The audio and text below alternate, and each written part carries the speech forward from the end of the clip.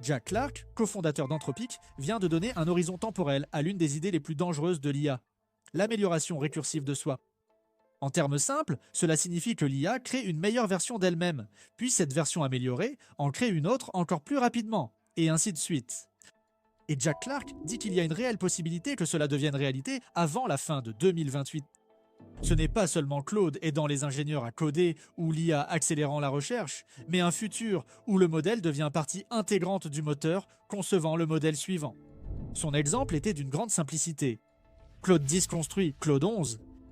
Cette seule phrase résume toute l'histoire. Si un futur Claude peut aider à concevoir le prochain Claude, alors les progrès de l'IA ne seront plus principalement limités par la vitesse à laquelle les chercheurs humains peuvent réfléchir, tester et coder. Cela devient limité par la puissance de calcul, l'infrastructure et l'autonomie que nous sommes prêts à donner à ces systèmes. Clark placerait apparemment la probabilité à environ 60%. Cela ne signifie pas qu'une ASI est garantie en 2028. Cela ne signifie pas que la singularité arrivera à une date précise, mais cela veut dire qu'un initié de frontière pense que c'est suffisamment proche pour y associer une probabilité et un calendrier. Demi Hassabis, directeur de Google DeepMind, a confirmé que les grands laboratoires travaillent sur l'amélioration récursive de soi. Son point de vue était que l'amélioration récursive de soi est désormais au cœur de la course à l'IA de pointe, chaque laboratoire de premier plan cherchant désormais à la faire progresser. Cela change la donne, car cela devient désormais la principale course à l'IA de pointe. Hassabis a qualifié ce que nous voyons actuellement d'une forme d'auto-amélioration progressive. Nous n'en sommes pas encore au stade où un modèle disparaît d'un centre de données et revient doté d'une super intelligence. Les agents de codage IA rendent déjà les ingénieurs bien plus productifs. Ils écrivent et déboguent du code, mènent des expériences et produisent des résultats qui prenaient auparavant bien plus de temps. Le codage est le premier domaine concerné, car il offre une boucle de rétroaction rapide. Un modèle peut écrire du code, l'exécuter, voir s'il fonctionne et réessayer. En mathématiques, cela arrive aussi, car les réponses sont souvent vite vérifiées. Mais en biologie ou en chimie, c'est le monde réel qui doit répondre, et les expériences peuvent prendre des semaines ou des mois. Les logiciels, c'est différent. En informatique, la boucle peut se refermer en quelques secondes. Et si ce qu'on améliore est l'IA elle-même, cette rapidité devient à la fois extrêmement précieuse et extrêmement risquée. AlphaEvolve de DeepMind est un exemple de cette direction. C'est un agent de codage évolutif piloté par Gemini, et il utilise l'IA pour optimiser le code et les algorithmes, y compris les algorithmes liés au développement de l'IA. Selon l'article, il a aidé à résoudre un problème mathématique vieux de plusieurs décennies. L'IA propose, teste et conserve les meilleures solutions. L'IA effectue des recherches plus rapidement que les humains ne peuvent le faire manuellement. Les preuves les plus solides proviennent des tests de performance en programmation. En mars 2024, Claude pouvait gérer environ 4 minutes de travail humain sur les évaluations de tâches de longue durée. Un an plus tard, ce chiffre était passé à environ 1 heure et demie. Un an après, il atteignait environ 12 heures. Ensuite, l'évaluation de Claude Mythos Preview par Meta a porté la durée de la tâche avec un taux de réussite de 50% à au moins 16 heures. Et 16 heures n'était pas nécessairement la limite du modèle. C'était la limite du test. Muteer a indiqué que les mesures après 16 heures n'étaient pas fiables dans cette série de tâches. Pendant des années, on testait les performances de l'IA. Désormais, ce sont les tests qui peinent à suivre. Puis, MirrorCode a donné une tournure bien plus grave à l'affaire. MirrorCode est un test de référence développé par Epoch IA et Muteer qui pose une question brutale. L'IA automatise la création de contenu, la recherche et des flux de travail entiers, mais beaucoup investissent encore manuellement. Ils surveillent l'actualité, suivent les tendances et décident rapidement.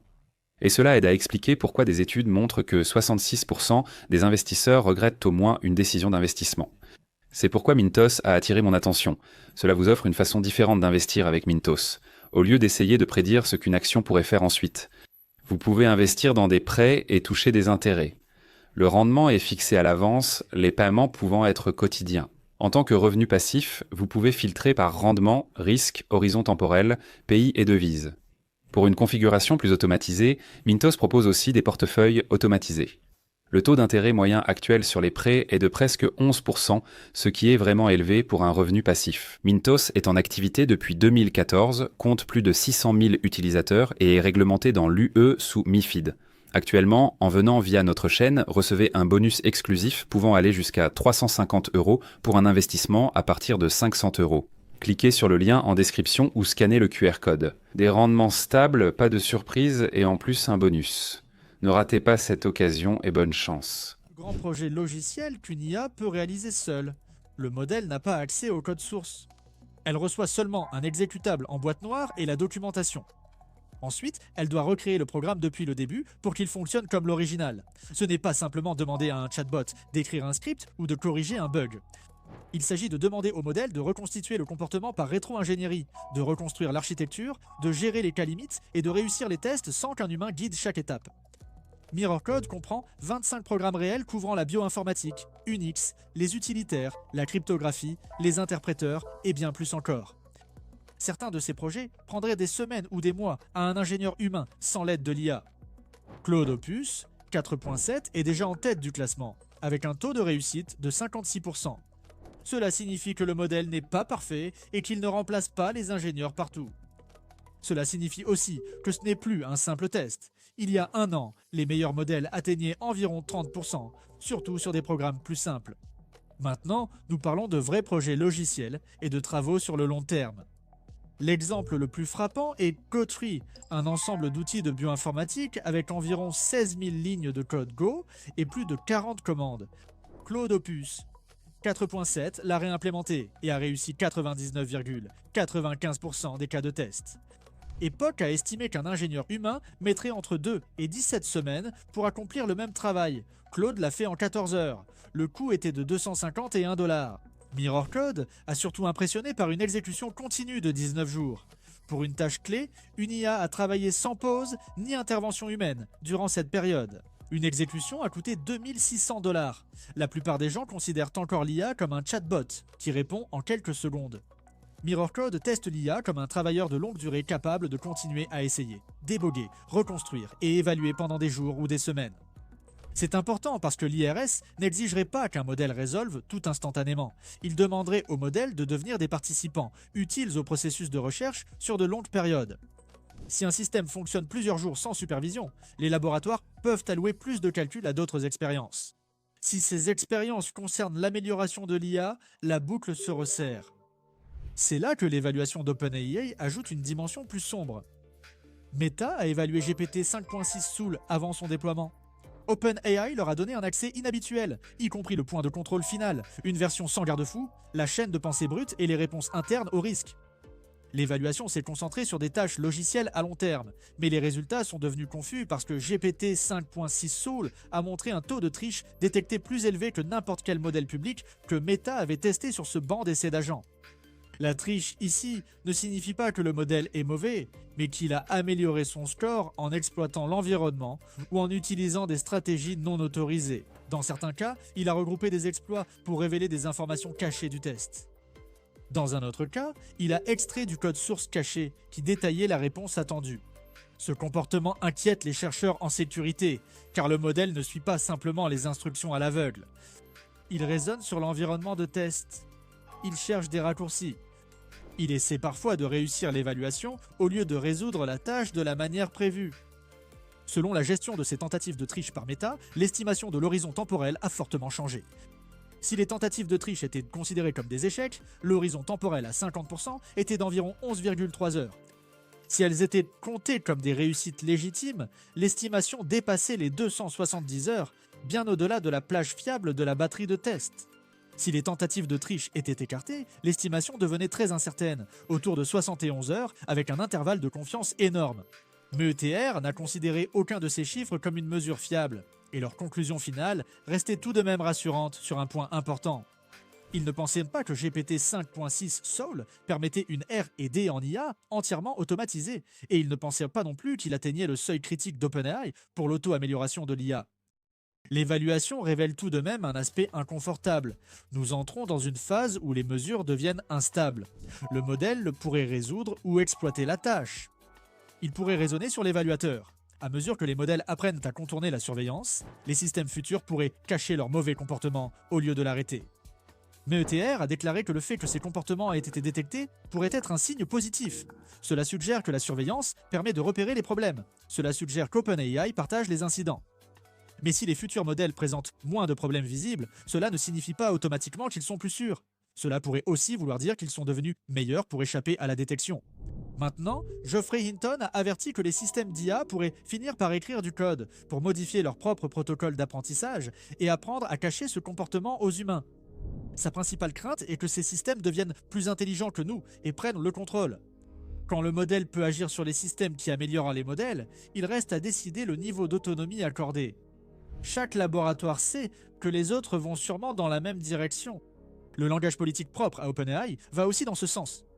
Dans son plan directeur pour la gouvernance démocratique de l'IA de pointe, OpenAI a déclaré qu'elle observe déjà les premiers signes d'amélioration récursive de soi dans les systèmes actuels, car le développement de l'IA lui-même est accéléré par l'IA.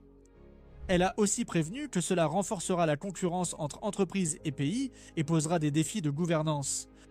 Au sein d'Anthropic, les chiffres montrent déjà à quel point les choses ont changé. En mai 2026, plus de 80% du code intégré à la base de code d'Anthropic a été écrit par Claude. Avant le lancement de Claude Code, en février 2025, ce chiffre était à un seul chiffre.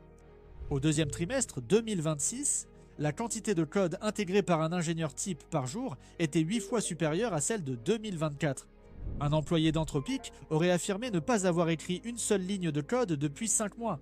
L'humain reste impliqué, mais son rôle change. La personne dirige, vérifie, oriente, révise et décide de ce qui est important au lieu de taper chaque ligne manuellement.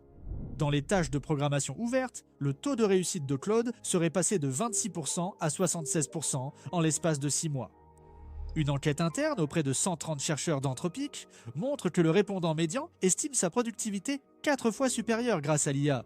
Et lors d'un test d'optimisation de la recherche, Claude Opus 4 a atteint une accélération par 3 en mai 2025. Claude Mythos Preview a atteint une accélération de 52 fois en avril 2026. Un chercheur humain qualifié mettrait de 4 à 8 heures pour obtenir une accélération par 4. C'est pourquoi la conversation sur le RSI semble soudainement réelle. La boucle n'est peut-être pas totalement bouclée, mais les laboratoires de pointe, les évaluateurs de sécurité, benchmarks et investisseurs convergent vers la même idée, une IA qui aide à en créer une meilleure. Mirandil est l'exemple le plus clair. C'est une nouvelle start-up fondée par d'anciens chercheurs d'Anthropic et de Google, et elle vient de lever 2 fois 200 millions de dollars en financement d'amorçage, avec une valorisation d'1 milliard de dollars auprès d'Andreessen Horowitz, Kleiner Perkins et Nvidia. Toute l'idée est de créer une IA capable de faire le travail d'un ingénieur en IA. Pas seulement une IA pour la science, comme l'a dit le PDG, mais une IA pour l'IA pour la science. Les grands laboratoires utilisent déjà l'IA en interne pour accélérer la recherche en IA. Mais ils empêchent souvent les personnes extérieures d'utiliser leurs modèles pour créer des systèmes d'IA concurrents. Les conditions d'utilisation d'Anthropic interdisent d'utiliser ces outils pour créer des produits concurrents à ces services. Anthropic déclare que c'est standard et sert à protéger l'avance des États-Unis en IA de pointe. Les critiques estiment que les laboratoires de pointe profitent de la recherche accélérée par l'IA, tout en restreignant cet accès aux autres. Mirandil souhaite ouvrir cette boucle à plus de scientifiques et de développeurs. Ses fondateurs soutiennent qu'une IA capable de s'améliorer elle-même pourrait être le moyen le plus rapide d'accélérer la science, à condition qu'elle puisse être supervisée en toute sécurité. Ils souhaitent que de nombreux laboratoires puissent créer des modèles spécialisés en médecine, matériaux et autres, plutôt que seuls les plus riches aient accès à l'IA qui conçoit d'autres IA. La principale pression derrière tout cela est l'infrastructure. Epoch a également noté que les dépenses d'investissement des hyperscalaires devraient dépasser les flux de trésorerie d'exploitation d'ici la fin de 2026. Microsoft, Amazon, Alphabet, Meta et Oracle investissent avec une telle agressivité dans l'infrastructure de l'IA que le financement externe commence à faire partie de l'histoire. Si l'amélioration récursive de soi devient réelle, la limite pourrait être la puissance de calcul, les puces, l'énergie et ceux pouvant mener le plus d'expérience. Nul ne peut dire que l'explosion de l'intelligence a déjà eu lieu, mais les premiers signes apparaissent, les échéances approchent, les critères se durcissent. Les laboratoires dépendent toujours plus de leurs propres modèles. Les entreprises qui maîtriseront cette boucle pourraient contrôler la prochaine ère de l'IA. Très bien, posez vos questions dans les commentaires. Abonnez-vous si vous voulez rester en avance sur ce qui arrive dans l'IA. Merci d'avoir regardé et on se retrouve dans la prochaine vidéo.